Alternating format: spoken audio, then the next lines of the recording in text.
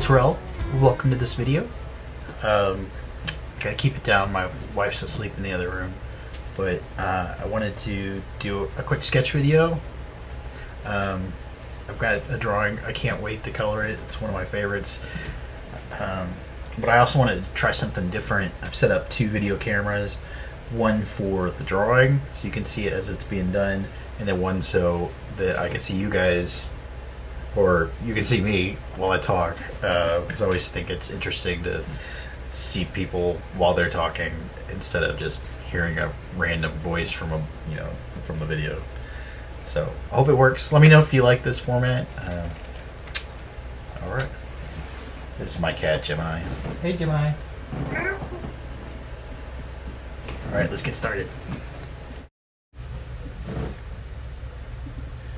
So, I saw this little old lady at the grocery store yesterday. She was absolutely amazing. Like, I've seen her around town several times, and every time I see her, it's just like, oh, she's adorable. Yeah, she's like 3 feet tall, maybe a little taller. She's got little tiny stick legs, but she's like really wide, and just these adorable chubby cheeks, and her hair is like gigantic and poofy, and I love everything about her. She's amazing. So today I'm gonna color this up, and I guess I should get started. This is my marker setup. I've had these markers for like, I don't know, going on 15 years, 10, 15 years, something like that. My wife made this little octopus. It's cute. Okay, so to start with, I'm gonna lay in just some brown tones for the marker. Bam.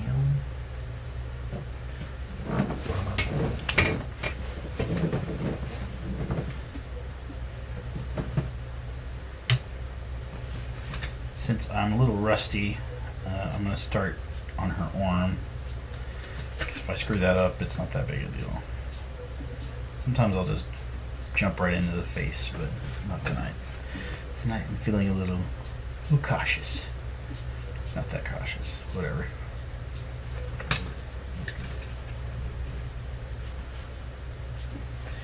So I wanted to talk about a little bit about confidence as an artist, because that's one thing I get questions about a lot from people, is how do you build up your confidence as an artist?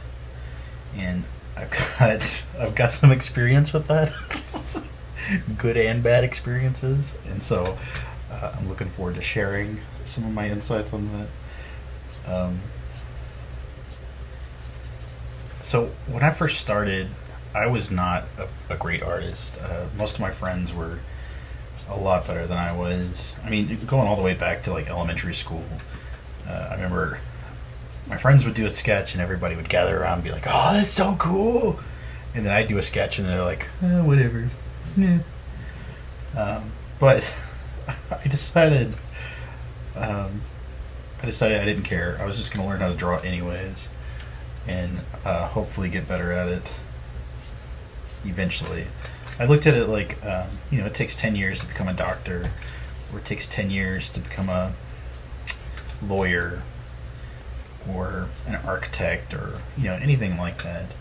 Anything worth doing for a living is going to take an investment of a considerable amount of time. And so those first few years especially, I didn't mind getting bad criticism. It did add up after a while, where you can only get told you should go into some other art career so many times before you start taking it to heart. I mean, at first it was just like I was just doing it because I really, really just genuinely love telling stories. But I'll give you an example. Like, my first comic book I did was in 1997, and I was like 19 years old, and I had never drawn comics before. In fact, before that, I had maybe drawn 3 pages in my whole life. I'd always like made up stories, but I'd never I never like sat down and wrote a script and then turned it into actual pages and inked it and lettered it and all the things that go along with that. And so I found it fun. Like I just, it was a 7 or 8 page story, and I did it in less than a week. You know, penciling, inking, lettering, and I thought it was the best thing ever. And I took it to San Diego Comic Con in '97, and I showed it to all my favorite artists, and they all just, it's like I just left a stinker in front of them. They, some of them were very nice. Like, I found that most people, and this was an early lesson for me, was most people, if they know how to draw, it doesn't necessarily mean they know how to teach, and they don't necessarily know how to give feedback. You know, and then some people, you might not think they're great artists, but they're amazing teachers. And so it's important to never judge where you're getting advice from by, you know, by the surface. It's what's underneath it. You know, what really matters with the advice that you get. So anyways, I did that first show, and I came home and I couldn't pick up a pencil for like 6 months. I was so depressed and frustrated. And then I became obsessed with becoming a professional, you know, whatever that means. I started looking at other artists like Michael Turner, which was my absolute favorite, and Jim Lee. I love Jim Lee and Todd McFarlane and all the Image guys. That's what I grew up with. And I was like, well, how do I get my stuff to look like their stuff? What do I need to do? And I started copying their work whenever I could, and even tracing their work to like get my hand to feel what it's like to, you know, do a professional piece like they were doing. And that helped a little bit. But the problem was I got so insecure with my work because I can never get it to look like the way that their work looked. And it seemed like a never-ending downward spiral for me. Like I was just constantly getting either depressed, or I'd get lucky with a drawing and I'd think, there, I'm there, I'm leveled up, I am now a good artist. And part of that was I didn't have good teachers around to like show me what, you know, what it really takes to become a good artist. You know, how much investment it takes and what I should be doing. Like, nobody told me I should be keeping a sketchbook. Nobody told me I should be drawing people every day, everywhere I go. Nobody told me I should draw figure drawing. You know, it took a long time, a lot of research, and going to shows and talking to other artists and asking how they got good before it finally started to click that, oh, you've filled up so many sketchbooks and you've drawn people in public so many times and taken so many figure drawing classes that this is easy for you now. You know, I'm not seeing all the work that went into it. So, right now, I'm going to try a little pink. I might screw it up, but whatever. So, eventually, I got good. I got good enough where people would pay me to do it. Pay me to do comics, caricatures, or whatever. And then I started, like, going in the other direction. I started thinking, like, my stuff's pretty good. You know, it's getting there. You know, I've paid my dues. You know, I'm a pretty decent artist. And I started going on the opposite end of the spectrum and getting a little cocky, I'll say. Part of it was because I had made a list in my head of everything you were supposed to do to become a successful artist. And I thought I had done it, or I'd done it enough to start at least getting some sort of respect. And the irony was, the more I thought that, the worse things got. The more frustrating it got, and the less I got respect from people. In fact, they wanted to avoid me because I was kind of an arrogant jerk about it. And I find that with a lot of artists, like, you tend to go in extremes. You go from being really, really insecure with your work and feeling like you're never going to get there, that your stuff isn't good enough and it doesn't level up, or, you know, doesn't reach the level of these people that you aspire to be like. And then you go between that to like this other manic extreme where you're like you're so good that you deserve, respect. And yeah. So sorry, I'm having to pay attention to her hair. I hope this video setup works. I've never tried this before. I remember making a conscious decision at some point. I'd probably been doing comics for maybe 6 or 7 years at that point, and I had been studying a lot about positive thinking and about you know neuro linguistic programming and all these things to change the way I looked at things. The way they say it is, if you change the way you look at things, the things you look at change. And so I started, instead of saying I was a bad artist to myself, I started telling myself, I am now becoming the artist that people will appreciate.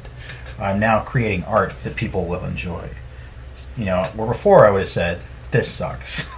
I'm never going to get good enough, or, maybe someday I'll be good enough, and that type of mindset is very self-defeating.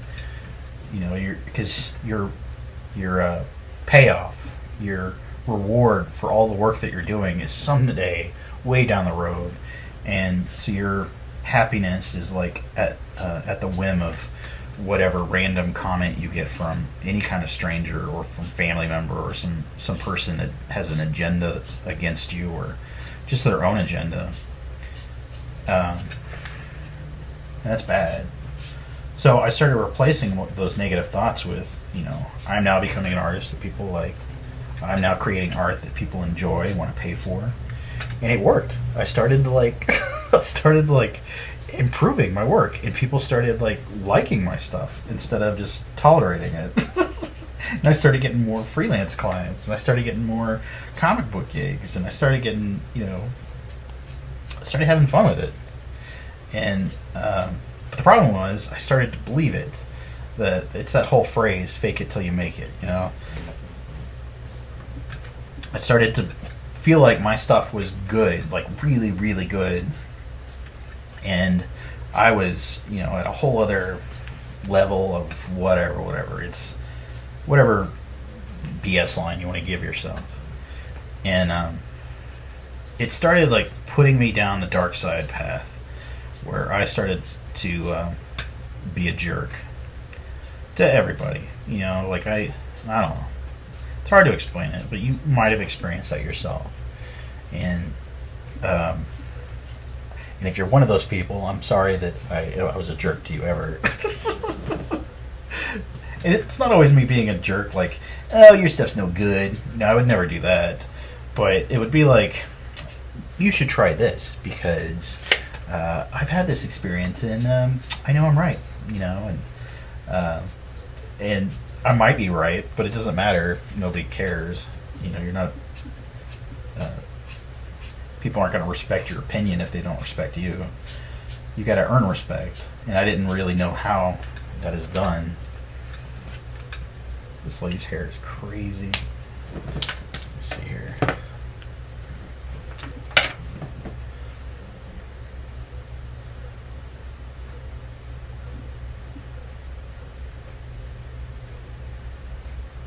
So the problem ended up being I didn't understand where respect came from.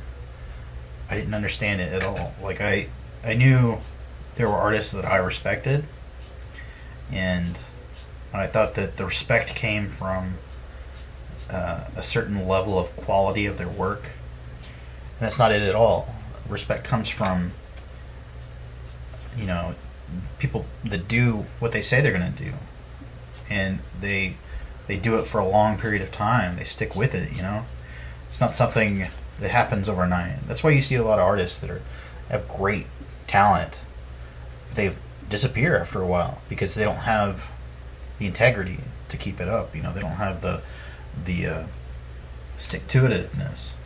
They're in it for the glory, not for the love of what they're doing. And I didn't understand that. I thought that, respect came from fulfilling this checklist, and that doesn't work at all. So this is the little old lady right here. She's got all these crazy peace signs on her shirt. I was lucky. She sat down right in front of me. It was the most amazing gift ever. So yeah, my confusion with respect, was I didn't understand where it came from, and so I would overcompensate by sort of puffing myself up. Like, I would use this positive thinking I had found to say, like, yes, well, I am now becoming this person, which is different from I have already done this. You're talking about something you're going to do down the road instead of who you are now, instead of what you've already accomplished. And when you mix those two things up, it adds up to you being arrogant. It was a really confusing concept for me on a lot of levels, and it led to basically my outsides didn't match my insides. Who I thought I was inside didn't match reality, and that led to it came out in my relationships. It came out with the girl I was dating. It came out with the studio I was in, where I was surrounded by other people with egos. Some of them didn't have, most of them didn't have as big an ego as me, but yeah. It added up to a lot of drama in my life, and a lot of frustration, and a lot of disappointment and heartache, and it was all because my outsides didn't match my insides. Who I thought I wasn't what the rest of the world saw. And that broke my heart, and it broke me. And it was a very humbling experience. And humility was something I wasn't accustomed to. And it was, in fact, humility was something, it took me a long time to become accustomed to. I knew that whenever I ran into people that were humble, I was always in great admiration of them, like beyond admiration. Like, I don't understand, like, how are they so in love with what they're doing that it just shows through in who they are? Like, it shines through them. I mean, it's incredible when you meet those kind of people, but usually they're the most talented people too. So you're like, how does that not go to your head? And so after that disastrous year, I spent basically went on a quest, my own personal quest to figure out how to become humble. I mean, that's such a weird thing to want. Like, I literally ended up praying for humility, which is it's one of the hardest prayers to ask for, because you're not going to get humility instantly like that. There, now I'm humble, the most humble person around. No, it doesn't work like that at all. You just get more opportunities to find humility. You get more opportunities to be humbled, and same thing with patience. If you pray for patience or ask for to learn patience, you're not going to be blessed with patience. You're not going to be blessed with patience. You're just going to be blessed with more opportunities to be patient. Yeah. Sometimes it's frustrating like that, but that's how it works.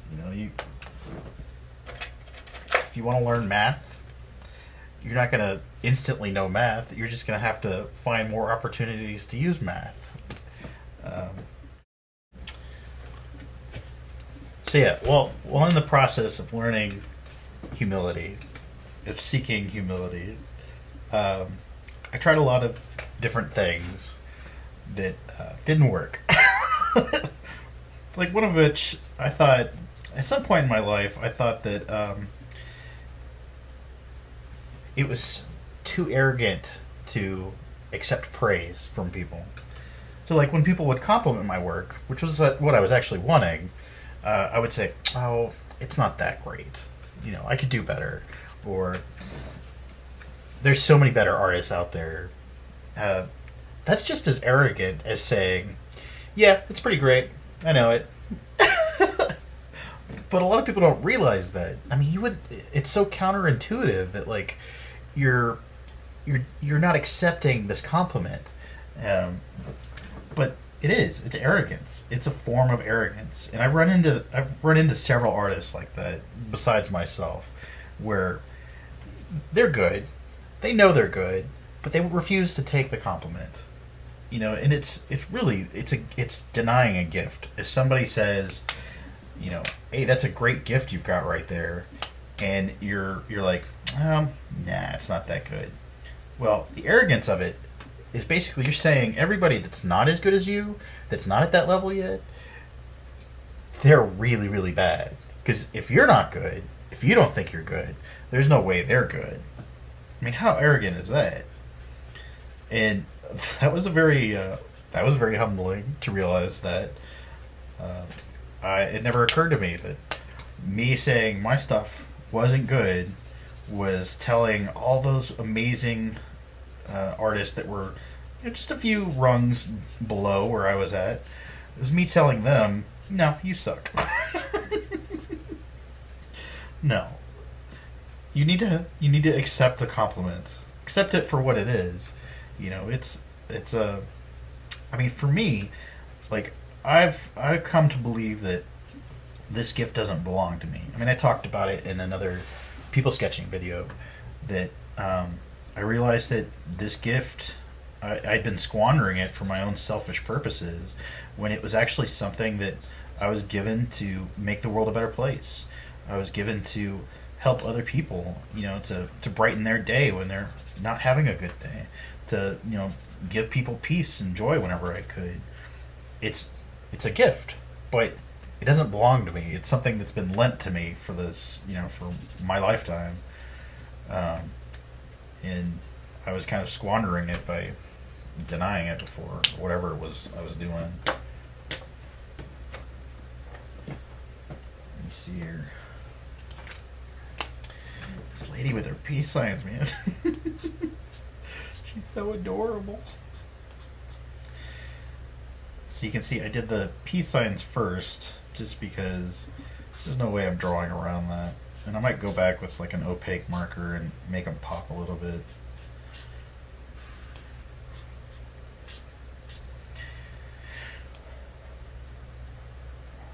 So yeah. Epic quest to find humility. I'd like to say that I found it. But in saying that that's just as I don't know.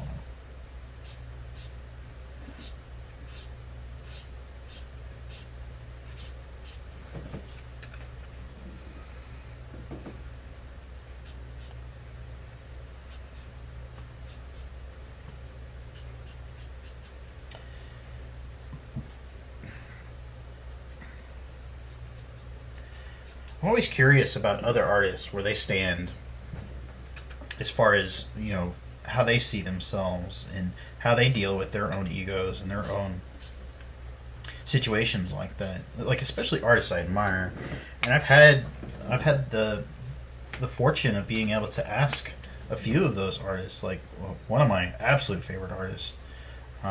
He's been a director on movies, and he's done some of the most gorgeous cartoon artwork I've ever seen, and I mean, just fantastic guy all around. And I had the fortune of like corresponding with him for a while, and I asked him like, how do you deal with, do you have problems with your ego, and how do you deal with it? And he says, yeah, he still has problems with it, even though he doesn't have the same kind of problem that I had, which was, thinking you're too good or whatever. Well, I guess it is sort of the same problem. Right? He said that for him it was, working on movies with a younger director with a lot less experience. and he's got this lifetime of experience that he's made mistakes, and he's worked with masters, and he knows what it takes to do this sort of thing and make it work. And so when he sees them not doing those things, he has to fight the urge to say, no, you're doing it wrong, because it's not his job when he's working underneath somebody else. Somebody above him made the decision that this guy, they're gonna give him the reins and see what he can do, and he may make mistakes, and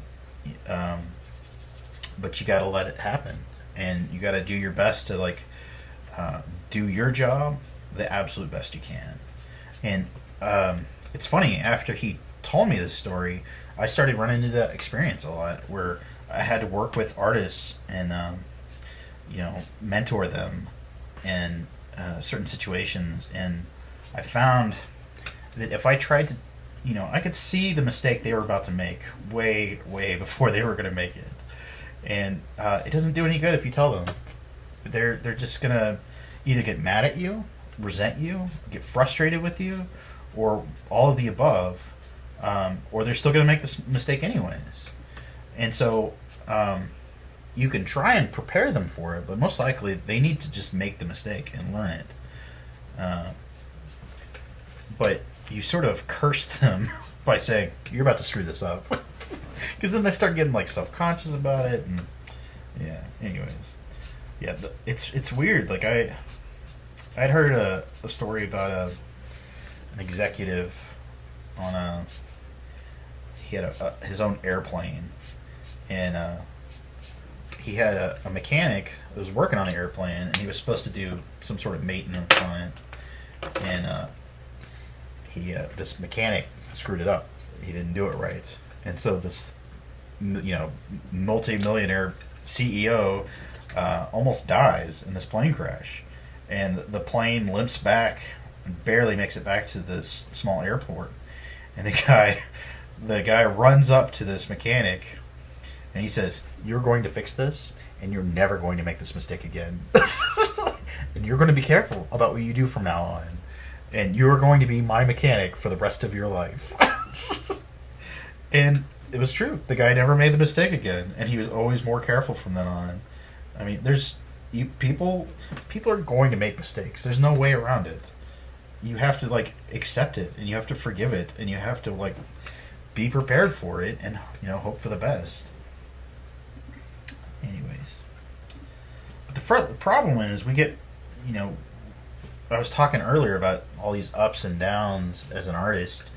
You go through these extremes, and part of it is you've got the insecurity, and the insecurity is for an artist is you're in this part where your hand, your ability to draw, has surpassed your ability to see. But then at some point you get past that, and you start you really start to see the mistakes in your own work, and you get frustrated with that. You can see your artwork isn't matching what your favorite artist is doing. Why isn't it working out? And what that is your eye has gotten better. Your ability to your vision has gotten better. You can see those mistakes finally, where you didn't see them a month ago or 2 months ago, and so you start to get frustrated and insecure with it. It's not that you have gotten worse at drawing. It's just that you've gotten better at seeing mistakes, and that's okay. That's part of the process. And that's why you run into young artists. They're like, my stuff's pretty good. I don't know if you know that, but it's pretty good. And it's because they've plateaued. Their drawing skills have plateaued at a certain level, and their ability to see mistakes hasn't caught up to it yet. The truth is, as an artist, you are never going to stop learning. And if anybody tells you different, they are lying, because they don't know what they're talking about. My favorite artists are still learning to draw. They're still taking classes. They're still seeking, teachers that can teach them. And at that point, you run into a whole other level where, and it's something I've run into here in the town I live in, where I don't have a lot of mentors I could go to get critiques from. I have to go online for it, and usually it's just not the same experience as having somebody look over your shoulder and tell you what you're doing wrong or how you can improve it, or even more importantly, be able to look over a master's shoulder and see what they're doing and ask questions like, "Why did you just do that? That's amazing." It's so simple. So yeah, you gotta yeah you gotta find that balance between being cocky and confident in your work and beating yourself up over it. Finding that right balance it's kind of a lifetime of practice. Like I feel like I'm finally at the point where I really like my drawings now most of the time. I mean, these kinds of drawings I really like this. Like this is what I do for fun now. But I would like to be good at other things too that I am not good at. Like with comic books, I'm okay with it. But I could be a lot better. And that's where I'm pushing myself to learn. Same thing with painting. Like I would like to be really good with landscape paintings and using gouache and or digital paintings. Like I'm okay with those things, but I'm not at I don't have a mastery of it like I do with this. Not that I'm a master at this, but I'm at a point now where I'm having fun with it, which is a good point. So, anyways, I think this video is already like 30 minutes or something. 211 seconds? No, that's wrong. So, this little old lady, she's just adorable. I don't know what got me onto this. I just sometimes like I feel like I need to say something about something, and so I say it. I hope it's helpful to you guys, to my people watching this video. Um,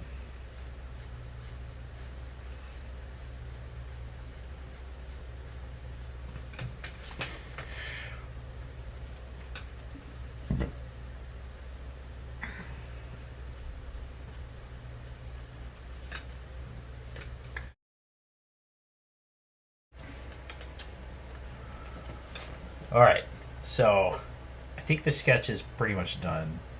It's not pretty much done. I could do a lot more to it, but this video is already like 30 minutes, and I don't want to. I mean, quite a few of you have said that you don't mind longer videos, but I don't want to push my luck.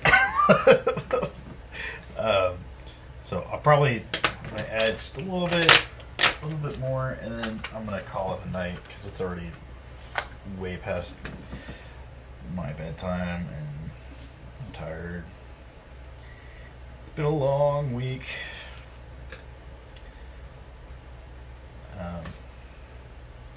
So yeah, I hope this talk helped. I hope you like this format. I don't know, it's kind of weird. I always think I think it's cool when I can see somebody talking when they're talking, but it's hard to do when I'm trying to show the sketch happening at the same time. Yeah, I hope that helped. I know you got a lot of ups and downs when you're an artist, and you got to have a little bit of ego to make it through. When I first started, I just was naive. I didn't know that I was bad, and that was good. It helped me get through a lot of those harsh critiques in the early days. But that wears off after a while. You start to realize that you're bad. And you want to improve, and you want to figure out how to improve. And yeah, I'll tell you a funny story. Talking about my first convention, my first comic book convention, there were 3 artists that gave me really good critiques out of all the horrible, critiques that made me want to cry. There were 3 that were really, really helpful. One was Steve O'Leaf, who was one of the very first comic book colorists when they moved over to digital. He used to run Ollie Optics, and he was the colorist on one of my favorite books, The Max.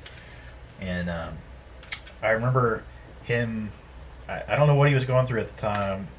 Looking back on it, he was probably having a rough weekend himself. But I remember seeing him at Jeff Smith's booth, and this is the year that Jeff Smith blew up. And if you don't know who Jeff Smith is, he does a comic book called Bone, which is my favorite comic book. You got to go buy it. It's great. It's sort of like Lord of the Rings meets Bugs Bunny. It's good stuff. But yeah, so he's at. This is the year that Jeff Smith. I think it was the Trilogy Tour 2, and it was after. I don't know. He was just really blowing up at that time, and I remember there were just people throwing wads of money at him, and then poor Steve O'Leaf is in the back of the booth by himself, like tucked into the corner, and I came up and he could tell I was like on the verge of tears. I had had so many bad critiques that weekend that I was ready to give up altogether as a comic book artist, and he sat down and he did a little sketch in my sketchbook. He's like. Showed me what was wrong with one of the characters on one of my pages, and he's like, if you tried it this way, you'll get a better result, and it was very helpful. But it was more helpful that he just took the time, and even though I wasn't very good, he saw something. He was patient with me, and I will never ever forget that. I mean, that was, and that's part of why I'm so patient with other artists. Whatever level they're at, and even if they're caught up in ego, I'm still patient with them because I was one of those people, So there was that, and then there was an artist named Royo, who I have never seen a book of his ever since. Like I had already heard of his, not Royo, it's Roel. That's his name. But I haven't seen his work in years. But I remember I really liked his book when it came out, and then I happened to run into him at his table there at San Diego Comic Con, and I was showing him my book, and I said, "So this is bad, right? I should just give up now." And he's like, "I'll be honest, it's pretty bad. This because you use a lot of work." But then he like leans back. He looks to his side and he says, "Do you see this painting right here, leaning against the wall?" And I was like, "Yeah, I see it." And it was a pretty bad painting. He's like, "What do you think of that painting?" And I said, "It's all right." And he's like, "Be honest, really." I was like, "Okay, it sucks." And he said, "I did that 5 years ago." And I was like, "What? 5 years? That's insane." Because he went from like this really awkward painting to gorgeous. I mean, like. Luis Royo kind of stuff, or Julie Bell, or I mean, really, really beautiful work. He went to figure drawing and got really good at it. And he's like, "Yeah, I did that 5 years ago. So if I can go from that to where I am now in 5 years, you can do it too." I did not go that far. Part of it was he went to a really good art school, I think, and he had good mentors, where I stayed in Lubbock and was self-taught for many, many years. And then the third critique I got, which really gave me my confidence back, was Danzig. The musician. He had this comic book company at the time, and he looked at my book and he's like, "This is awesome! It's like the ink's just growing out of the page! It's like coming to life!" And I didn't believe him, but I was like, "Thanks, Roy. Thanks, Danzig. You're awesome." I'd never heard of his music before that, and I haven't really heard much since then, but it was nice. Anyways, so I should probably... Okay, we're probably at like 180 seconds now of this video.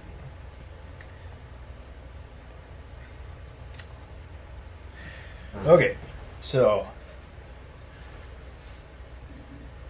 I hope you like. I hope this was a good experience. So thanks for watching. I hope you liked this video. If it was helpful to you, please like and subscribe, and share the video with anybody you think that it might help. And you guys, are amazing. Like, I just passed like 2,000 subscribers, like not even 3 or 4 weeks ago, and I just passed 3,000 yesterday. I mean, this is just, you guys are blowing me away. I appreciate all the support you guys give, and for watching these videos and sharing them, and all the amazing comments. Like, all day long, I'm just at work, working on my pages, and like another comment shows up. I'm like, what? You guys are awesome. Anyways, thanks for watching. Keep smiling.